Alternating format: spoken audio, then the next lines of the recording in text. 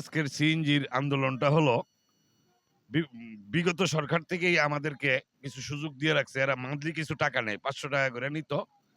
কইছে কাগজপত্র রিনিউয়ের দরকার নেই। প্রশাসনের তৎকালীন যারা ছিল। এখন কিছু গাড়ি অনেক দিনের ডেট ফিল হয়ে গেছে। এরা হঠাৎ করে আমাদেরকে কিছু না বইলা গাড়িগুলা প্রায় ১০০ গাড়ি। কিছু গাড়ি ডকুমেন্ট আপ টু ডেট আছে।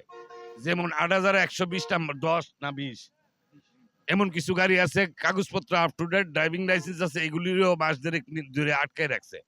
আমরা দফায় দফায় প্রশাসনকে অনেক অনুরোধ করছি যে স্যার আমাদেরকে, আমরা গরিব মানুষ, আমাদেরকে সুযোগ দেওয়া হোক, আমরা কিছুদিন সময় দিলে গাড়ির কাগজপত্রগুলো কমপ্লিট করে নিব, আমাদেরকে সময় দেন। এরা অযৌক্তিকভাবে আবার দেখা গেল কি কারো কারোতে ২-৪-৫ হাজার টাকা নিয়া কুমার শিলমোর গাড়ি আটকা, কাউতুরি গাড়ি আটকা, এরা একটা পকেট বাণিজ্য করে।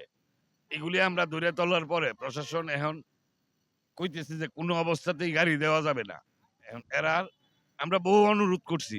আমরা বাধ্য হইয়া আজকের থেকে শান্তিপ্রিয় আন্দোলনে নামছি। এটা কতদিন বলা যাবে না। প্রশাসন যদি আমাদেরকে একটু মূল্যায়ন করে, আমাদেরকে একটু সহানুভূতি দেখা, হয়তোবা কালকেও ছুটতে পারে, নতুবা অনির্দিষ্টকালের জন্য আমরা শান্তিপ্রিয়ভাবে, আমরা কোনো ঝামেলা করতেছি না, দাঙ্গা হাঙ্গামা করতেছি না। আমরা আমাদের মতো, আমরা যেহেতু খেটে খাওয়া মানুষ, আরো কিছুদিন উপাস থেকে দেখি কি হয়। আমার নাম আব্দুল হাশিম সুটন, আমি শ্রমিক নেতা। আমি নিয়মিত অফিসে যাই। আজকে অফিসে আসার সময় দেখি রাস্তায় সিএনজি বন্ধ। মানে থ্রি হুইলার বেকল সব বন্ধ। তো আশুগঞ্জ থেকে আসার সময় বড় বাসে আসছি। আসার পরে বিশ্ব রোডে আসার পরে দেখি সব বন্ধ। এখন এই বিশ্ব রোড থেকে আমাকে এখন হেঁটে যেতে হচ্ছে। তো এই ধরনের দুর্ভোগের সৃষ্টি হয়েছে। তাদের কি দাবি আমরা এখনো জানি না।